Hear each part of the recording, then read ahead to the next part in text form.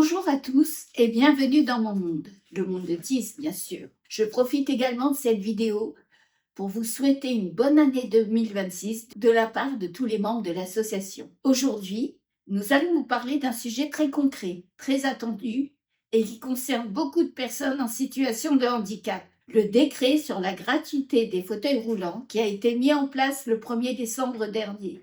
Parce que non, ce n'est pas juste une petite réforme technique, ça touche directement l'autonomie, la dignité et surtout le porte-monnaie des personnes en situation de handicap. De plus, quand on parle de gratuité, ça ne veut pas toujours dire la même chose pour tout le monde. Alors, on va décortiquer ça calmement. Mais en attendant, n'hésitez pas à mettre un petit pouce bleu, à partager la vidéo et surtout à vous abonner à la chaîne. Ça ne vous coûtera rien, mais pour le référencement, ça nous apportera beaucoup.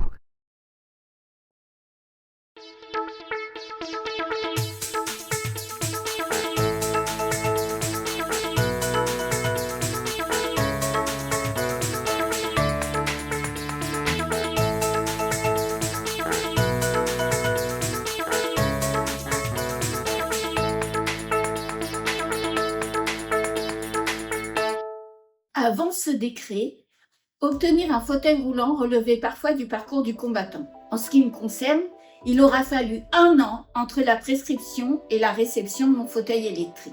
Même avec une prescription médicale, même avec une reconnaissance du handicap, il restait souvent un reste à charge important. T'es clair. Tu avais besoin d'un fauteuil pour te déplacer. Tu ne l'avais pas choisi par confort. Et pourtant, tu devais parfois payer plusieurs centaines ou milliers d'euros selon ta situation. Exactement.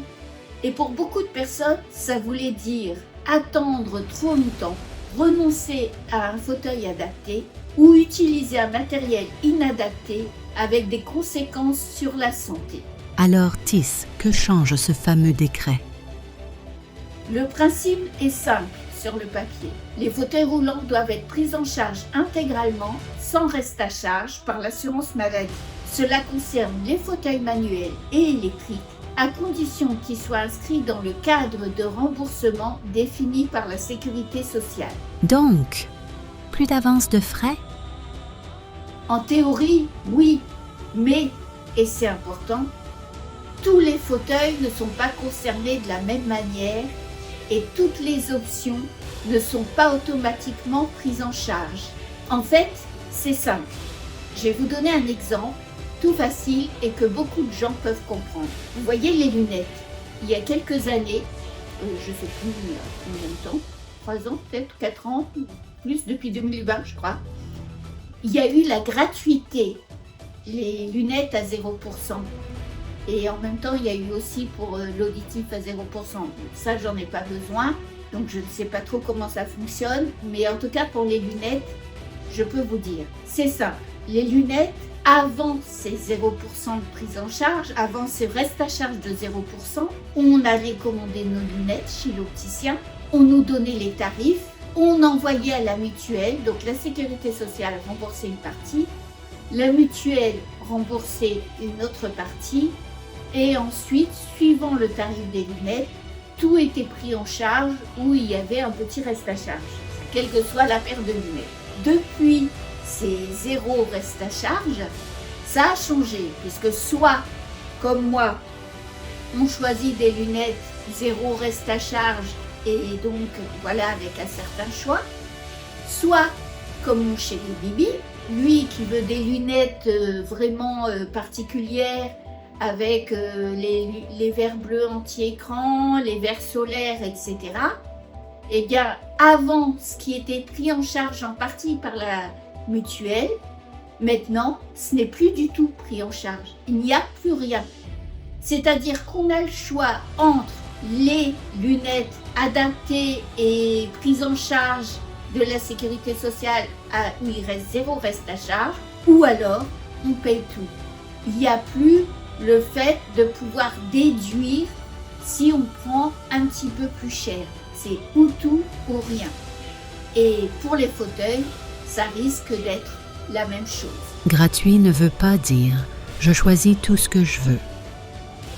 Exactement. Le décret repose sur des modèles de référence et des configurations standardisées. Si une personne a besoin d'un fauteuil très spécifique, lié par exemple à une pathologie rare, à des douleurs, à une posture complexe, il peut encore y avoir des délais, des discussions, voire des refus partiels.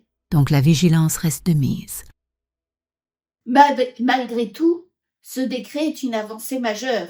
Il reconnaît enfin qu'un fauteuil roulant n'est pas un confort, mais un outil de compensation indispensable. Et ça, c'est une avancée énorme dans les mentalités. Et concrètement, comment faut-il faire pour avoir un fauteuil roulant? Pour cela, je peux surtout parler de mon expérience personnelle.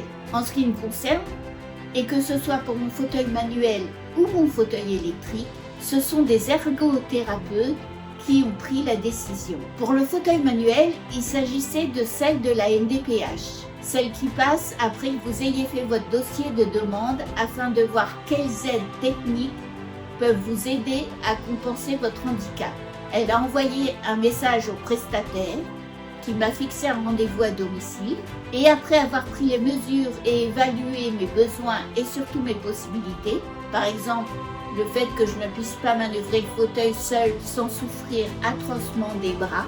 Ensuite, il a fait un mot pour le médecin avec toutes les caractéristiques à préciser sur l'ordonnance et dans le même temps, un devis afin de connaître le tarif total et surtout le reste à charge. Pour le fauteuil électrique, il s'agissait de l'ergothérapeute du centre de rééducation où j'ai été hospitalisée pendant 6 semaines, qui voulait me redonner plus d'autonomie dans mes déplacements. Elle m'en a fait tester un afin que j'apprenne à le diriger en intérieur et aussi en ville. À la fin de l'hospitalisation, un prestataire est venu à mon domicile afin de me faire tester un autre modèle. Puis nous avons parlé autour de mes besoins, déplacement dans l'appartement, en ville, taille, etc. avant de suivre le même processus que pour le fauteuil manuel, pour l'ordonnance du médecin et la prise en charge. En fait, tu as été très bien accompagnée par ces professionnels et je pense qu'il ne faut pas hésiter à poser toutes les questions qui nous tracassent durant ce processus.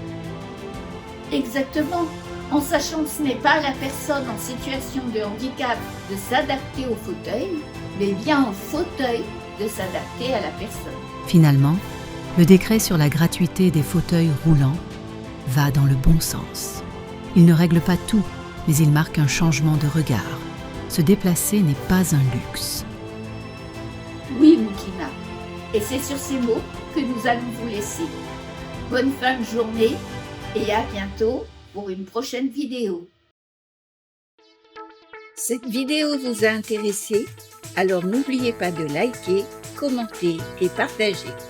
Ça ne vous coûtera rien et ça nous permettra de mieux référencer la chaîne. Vous pouvez avoir également plus d'infos sur notre blog, le lien est dans la description.